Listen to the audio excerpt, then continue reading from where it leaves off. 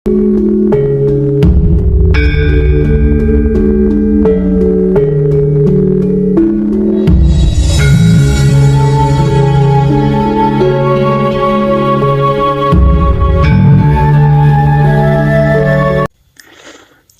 poro kadang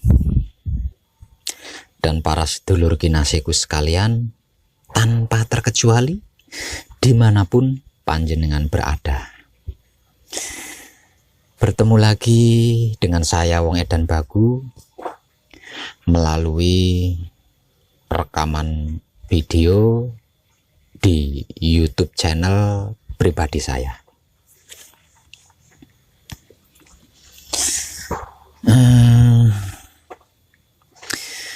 Semua ilmu pengetahuan saya tentang pengertian dan pemahaman kesempurnaan hidup dan mati atau dunia dan akhirat sudah saya kabarkan melalui artikel-artikel dan video-video di internet tanpa tedeng aling-aling, yang maksudnya blak kotak, tanpa ada yang saya rahasiakan atau yang saya tutupi, apalagi saya sembunyikan.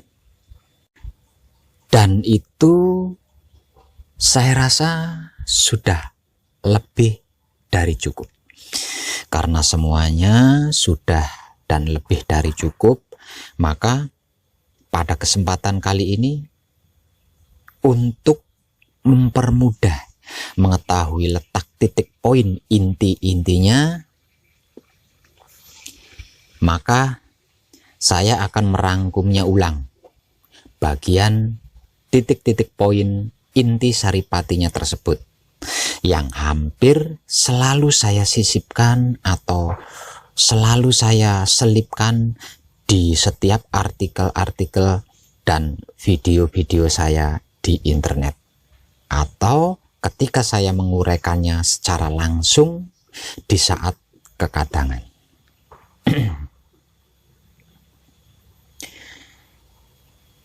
Para kadang dan para sedulur kinasiku sekalian, ada 5 titik poin inti saripati yang selalu saya sisipkan atau saya selipkan di setiap artikel dan video saya, dengan menggunakan berbagai macam bahasa sudut pandang universal dan tanpa tedeng aling-aling.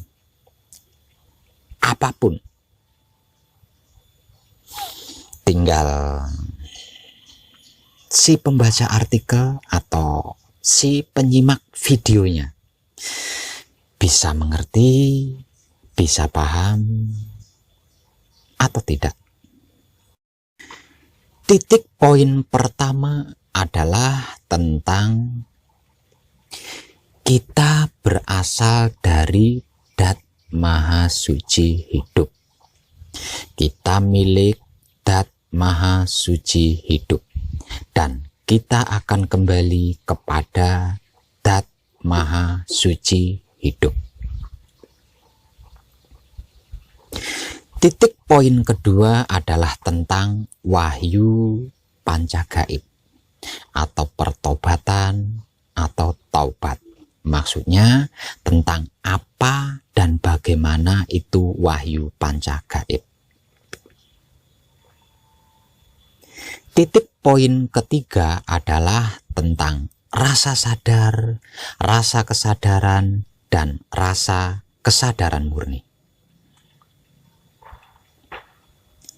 Titik poin keempat adalah tentang wahyu pancalaku atau iman atau ketakwaan. Maksudnya tentang apa itu dan bagaimana itu wahyu pancalaku. Sedangkan titik poin kelimanya adalah tentang jaga pikiran, jaga hati, dan jaga rasa, serta bla bla lainnya.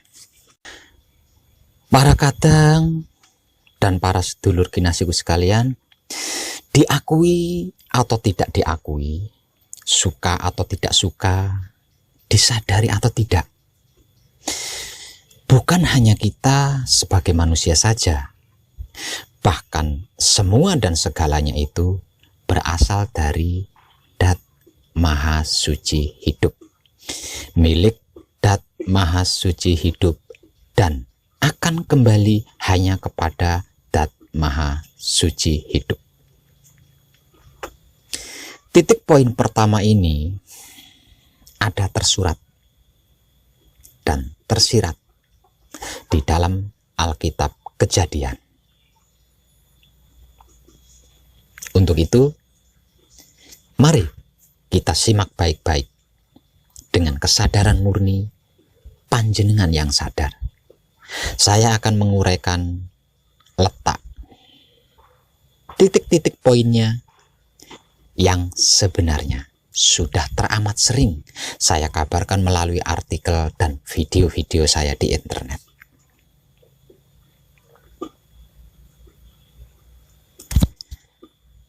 Titik poin pertama adalah tentang kita berasal dari Dat Maha Suci Hidup.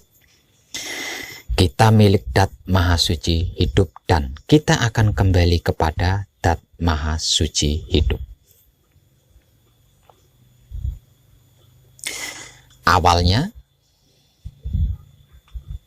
Awal mulanya isi dunia dan dunia ini tidak ada. Belum ada.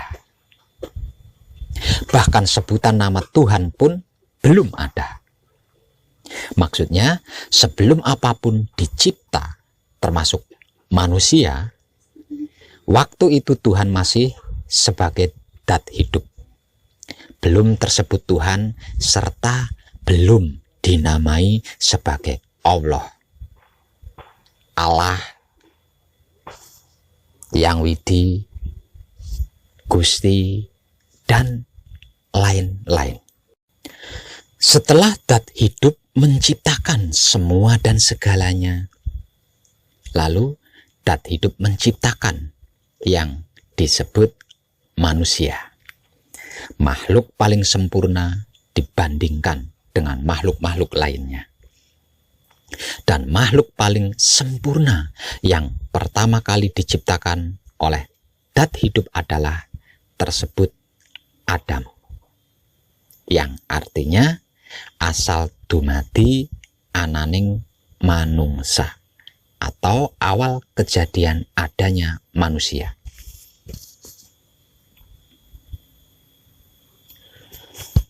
Untuk mempermudah daya tangkap ilmu pengetahuan ini, maka saya akan menggunakan media penggambaran atau ilustrasi penggambaran terkait ini, menggunakan yang sederhana saja, yaitu ini. Kalau saya menggunakan penggambaran yang ekstrim, nanti panjenengan takut,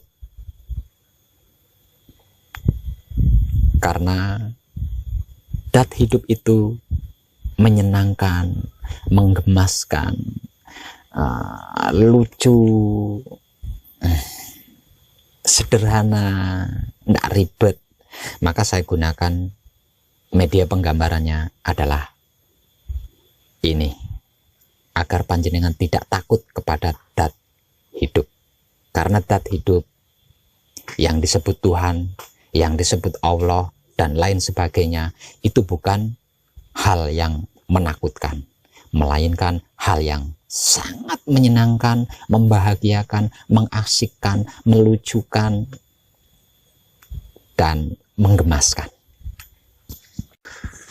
Mengapa dan kenapa manusia disebut makhluk paling sempurna dibanding makhluk-makhluk lainnya?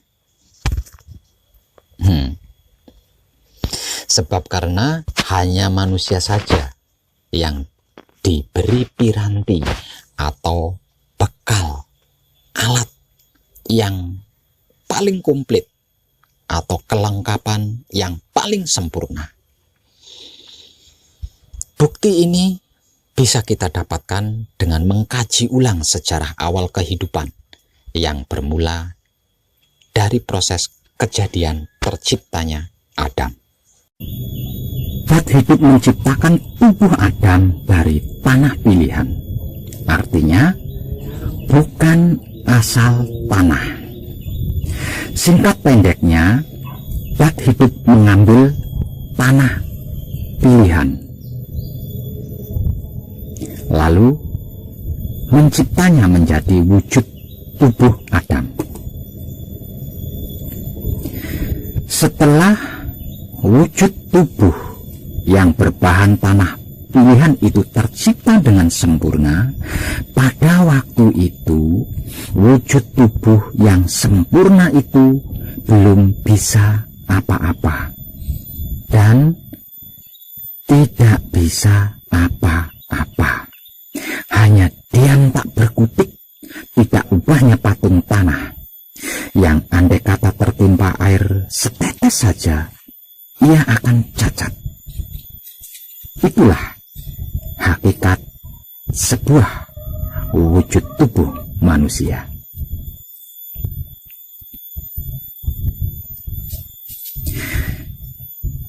Kemudian zat hidup membekali wujud tubuh itu dengan 4 anasir yang berbahan sari-sarinya air, sari-sarinya angin, sari-sarinya api, dan sari-sarinya bumi.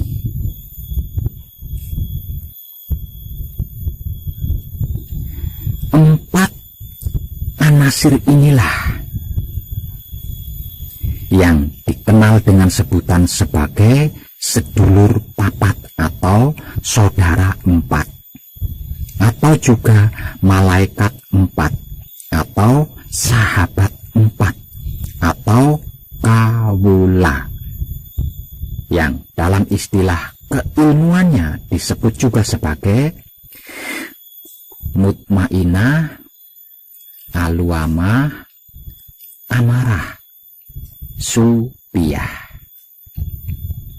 Kalau istilah adat tradisinya disebut sebagai kawah, ari-ari, darah, dan pusar.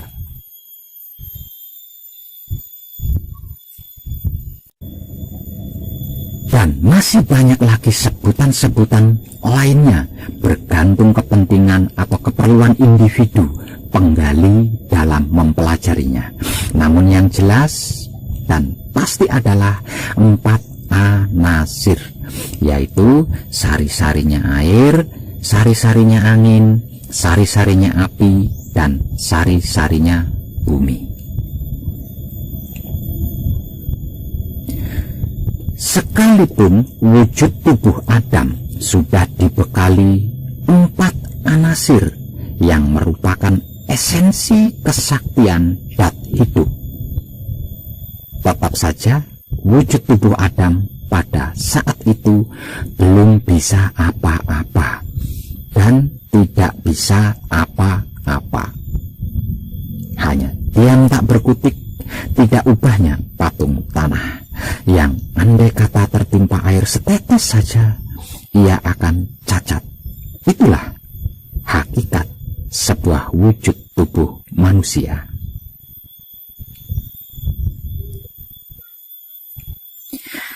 Kemudian zat hidup mengambil sebagian ruh atau rohnya sendiri.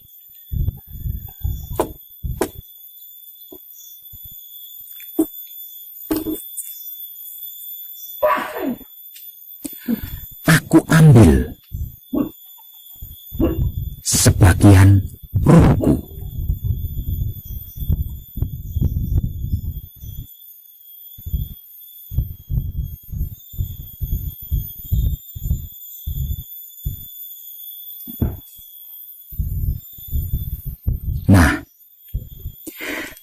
sebagian ruh atau roh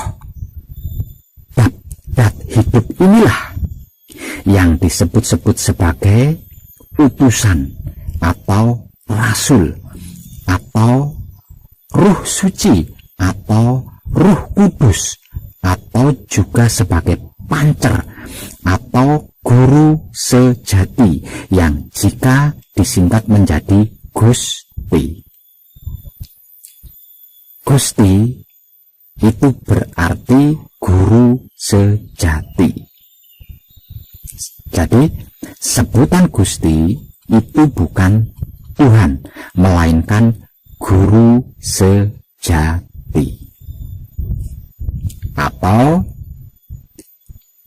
hidup atau urip atau romo atau roh mono atau roh lan komo atau rasa manunggal, dan masih banyak lagi istilah-istilah lainnya yang hanya bikin pusing kepala saja.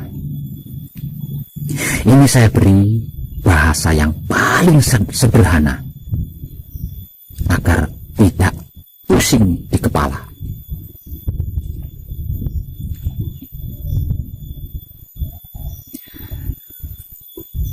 Setelah sebagian dari ruhnya sendiri diambil sendiri, kemudian dat hidup mengajak ruh dat hidup ini berbincang-bincang.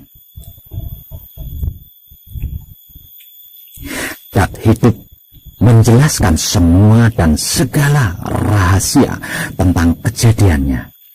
Dan perbincangan dari awal hingga akhir itu ditulis rapi dan diabadikan di dalam kitab hidup yang lebih dikenal dengan sebutan sebagai kitab Lauhul Mahfuz. Dan hanya ruh dat hidup dan dat hidup saja yang mengetahui isi daripada kitab hidup atau kitab Lauhul Mahfuz ini. Dan atas izin hidup pula saya berani tanpa tedeng aling-aling memberikan beberapa bocoran dari isi kitab hidup tersebut sebagai penggugah kesadaran yang belum tersadarkan, khususnya bagi yang belum sampai di tahapan ini. Kenapa dan mengapa hanya sedikit? Kok tidak sekalian semua saja? Setiap wujud tubuh manusia hidup itu masing-masing memiliki hidup. Artinya memiliki guru sejati sendiri-sendiri. Jadi dijamin pasti akan mengetahuinya sendiri jikalau sudah sampai di tahapannya. Lagi pula kalau semuanya katanya, lalu di mana letak benarnya? Lawong masih katanya, sedangkan benar itu kan menyaksikan sendiri, bukan katanya. Iya apa ya? Walaupun sedikit bocorannya dari saya, itu sudah lebih dari cukup loh. Kalau bukan wong edan bagu orangnya, sama sekali panjenengan belum tentu, bahkan mungkin tidak akan mendapat bocoran apapun tentang kitab kejadian dat hidup dan hidup ini.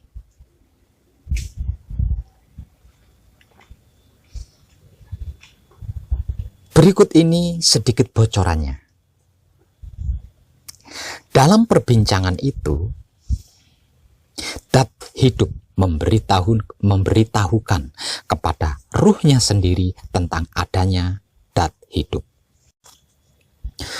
Sesungguhnya tidak ada apa-apa Ketika masih sunyi, hampa, belum ada sesuatu apapun, yang paling awal adalah aku, dat hidup. Sesungguhnya yang maha suci meliputi sifatku, menyertai namaku, menandakan perbuatanku. Maksudnya, pada mulanya alam semesta ini belum ada. Pada mulanya alam semesta ini tidak ada. Semuanya masih sunyi, hampa, dan tidak ada apa-apapun. Yang paling dulu ada adalah aku, dat hidup. Jadi tidak ada sesuatu pun yang mendahului adanya aku, dat hidup.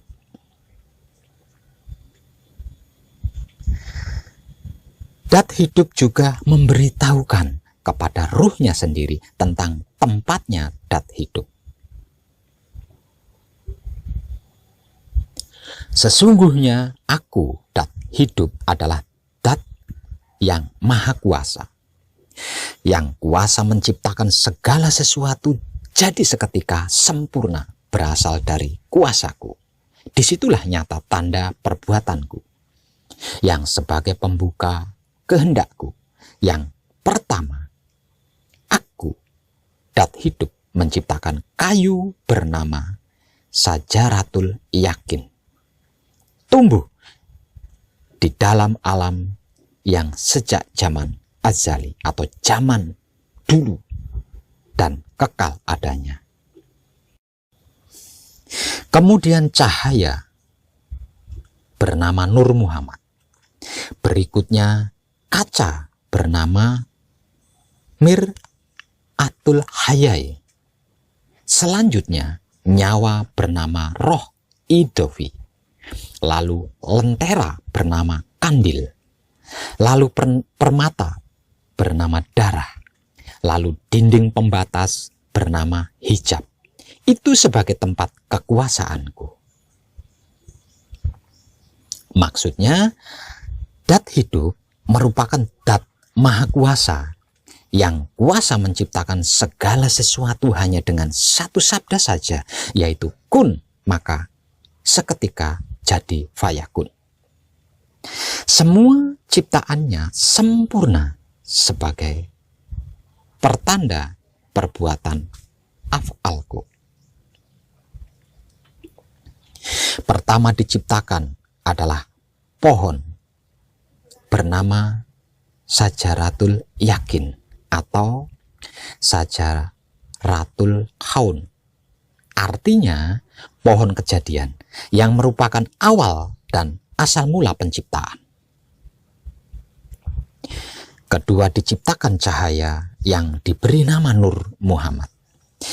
Ketiga diciptakan kaca bernama Mir'atul Hayai atau cermin kehidupan atau cermin malu. Keempat diciptakan nyawa yang diberi nama Roh Idofi. Kelima diciptakan lentera yang diberi nama Kandil. Keenam diciptakan permata yang diberi nama Darah. Dan ketujuh diciptakan dinding pembatas antara kehidupan fisik dan non-fisik, maksudnya antara yang kasar dan yang halus, yang disebut hijab.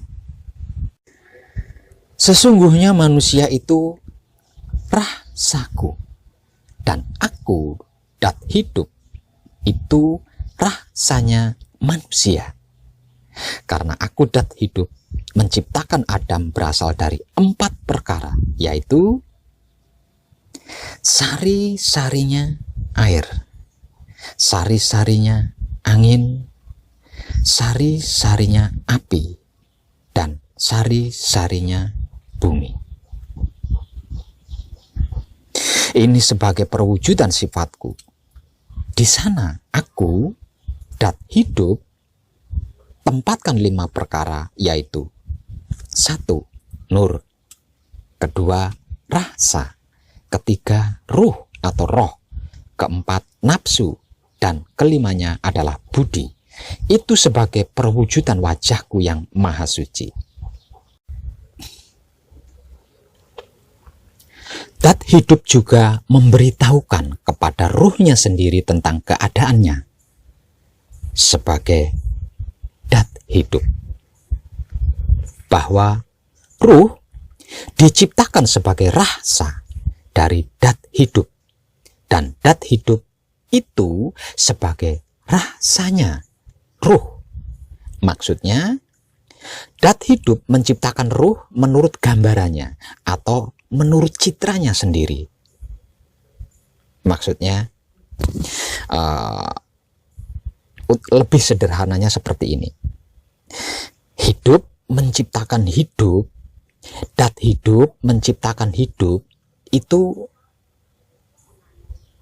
seperti pinang dibelah dua antara dat hidup dan hidup. Itu seperti pinang dibelah dua, sama persis.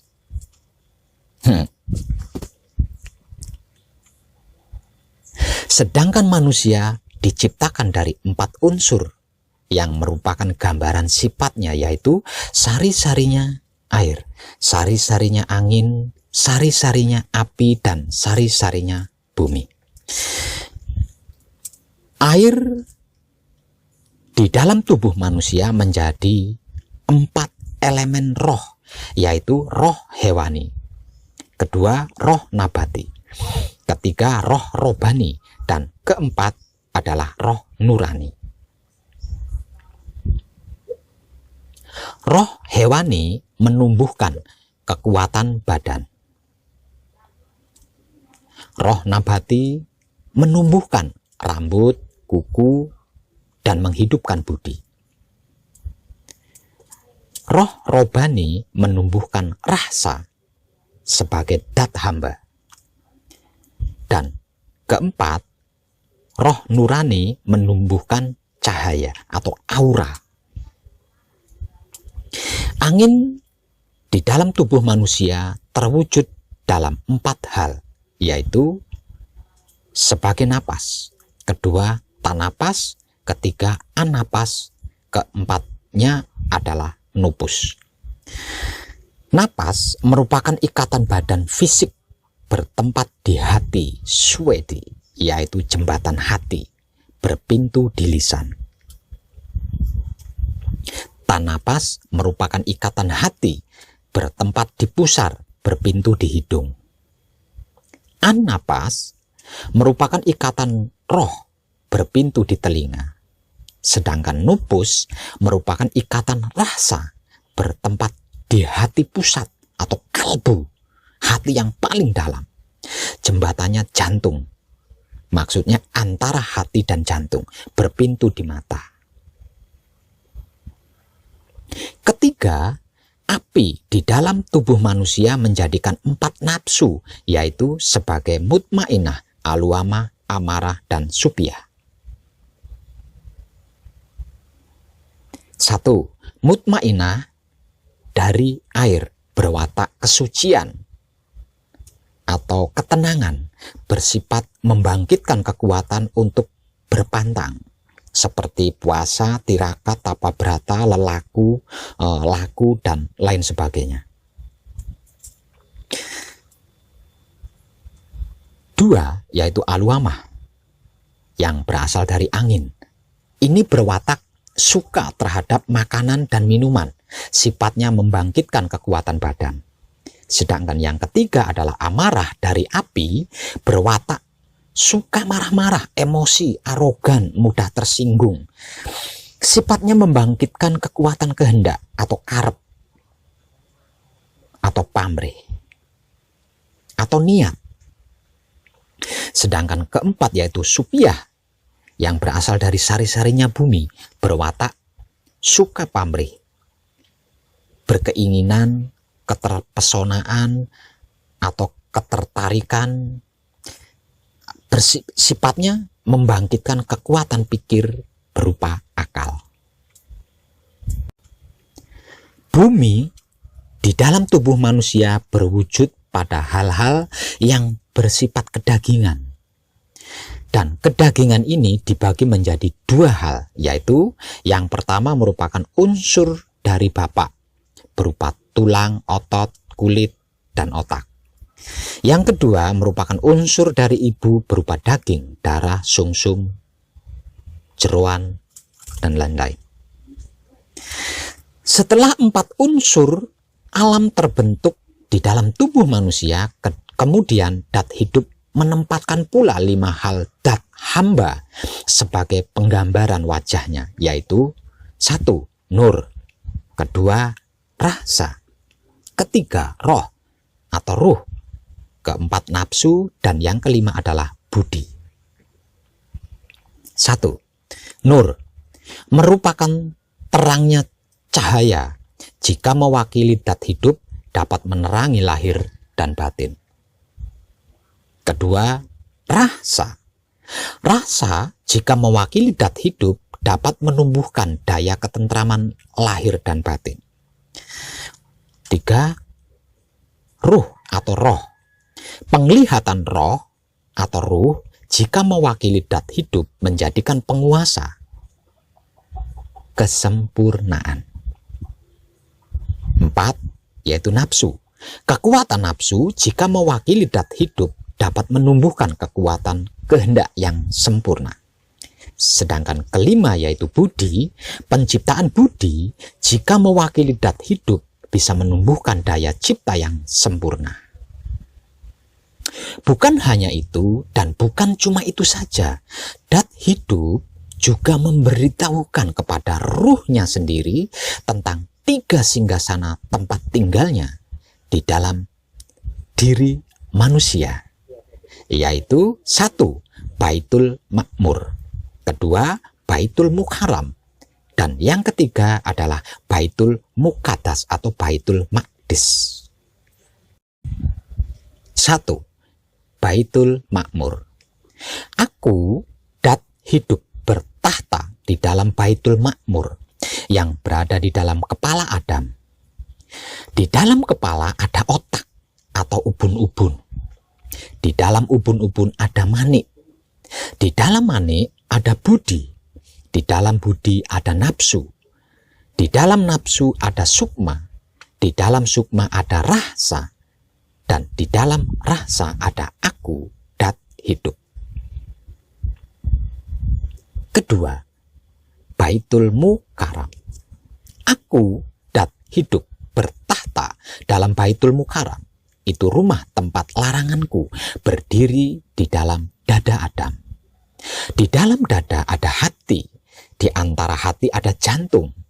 Di dalam jantung ada budi. Di dalam budi ada angan-angan. Di dalam angan-angan ada sukma. Di dalam sukma ada rasa.